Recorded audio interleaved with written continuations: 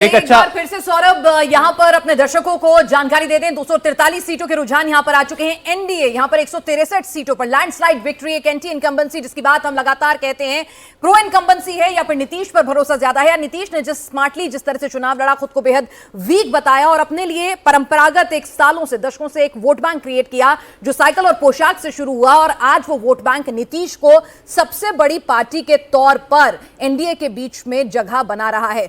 तो यहां पर एक लैंडस्लाइड विक्ट्री की ओर एनडीए बढ़ता हुआ, ये नतीजे बिहार की राजनीति के लिए नहीं बल्कि देश की राजनीति के लिए और जो इंडिया गठबंधन है उसके लिए क्या कुछ संदेश लेकर आ रहे हैं। राहुल गांधी के लिए तो बहुत ही बुरा संदेश लेकर आ रहे हैं। हालांकि जिस नॉन सीरियसनेस के साथ उन्होंने ये चुनाव लड़ा था तो वहां पर देखते हुए स्थिति दिख रही है कि 11 सीटों पर फिलहाल कांग्रेस ने अपनी बढ़त बनाए हुए है और सबसे ज्यादा ये कहा जा रहा था कि सबसे ज्यादा अगर कोई कमजोर कड़ी इस पूरे चुनाव में शामिल होने वाला है तो वो कांग्रेस ही होने वाली है। और कांग्रेस की वजह से ही जो तस्वीर आई थी सामने, कांग्रेस और साथ ही साथ कांग्रेस के साथ तेजस्वी यादव की, और तभी कहा जा रहा था कि भाई ये तेजस्वी अगर अकेले लड़ रहे होते तो शायद स्थिति बेहतर होती, क्योंकि कांग्रेस कंफ्यूज थी कि उसे तेजस्वी को हरवाना है, खुद को बिग ब्रदर स्टैब्लिश करना है, अपने वोट बैंक को इंटैक्ट रखना है, या फिर साथ लड़के चुनाव रखना है। ये कंफ्यूजन तो पूरे चुनाव में रहा, कंफ्यूजन तो पूरे चुनाव में रहा। लेकिन अभी इस बार तेजस्वी यादव अकेले भी लड़ते तो वो कोई कमाल नहीं कर सकते थे।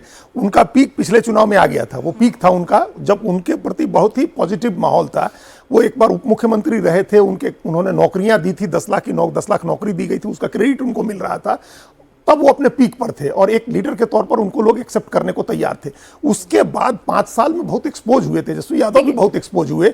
उनकी पार्टी वहीं रही, उनके लोग वहीं रहे, तरीका वहीं रहा, तो फिर वो धीरे धीरे उनका अपना भी जो करिश्मा था वो फिजल आउट हुआ। अभी अकेले लड़के भी कोई बहुत कमाल नहीं कर। चलिए अजीत जी, यहाँ पर हम एक एक करके हम चाहेंगे कि हमारे दर्शकों को आप रीजन वाइज जो सीटें हैं जो पार्लियामेंट्री कॉन्स्टिट्यूंसी वाइज बताएं। पाटलिपुत्र में दानापुर, मनेर, आरजेडी यहाँ आगे चल रही है, ऐसे ही रहने वाला है। पहले भी आरजेडी के पास ही थी सीटें। दानापुर में तस्वीर बदल सकती है। पालीगंज में सीपीआई एमएल आगे चल रहा है, यहाँ से लोक जनशक्ति पार्टी के उम्मीदवार हैं, अच्छा लड़े हैं, लेकिन ये पहले भी एमएल के पास थी। अगर ये सीट यहां भी बदल जाए तो कोई बड़ी हैरानी नहीं होगी। रीजन में सिर्फ एक ही बदलाव आपको नजर आ रहा है, पालीगंज में भी और दानापुर में भी, दोनों दो बदलाव हो सकते हैं। तो इन पे नजर रखने की जरूरत है पालीगंज में और दानापुर में। और इधर खतरा दूसरे कलर में विक्रम में भी रहेगा। अच्छा, विक्रम में कांग्रेस ऊपर नीचे की लड़ाई हो रही है। कांग्रेस पार्टी में अगर बदले, अगर ये ट्रेंड कंसोलिडेट कर जाए तो कांग्रेस आगे, अब बीजेपी आगे है, इसलिए जब 2 घंटे के बाद बीजेपी आगे हुई है तो वो लग रहा है कि वो कंटिन्यू करेंगे। 3 सीटें ऐसी हैं जहां पर रंग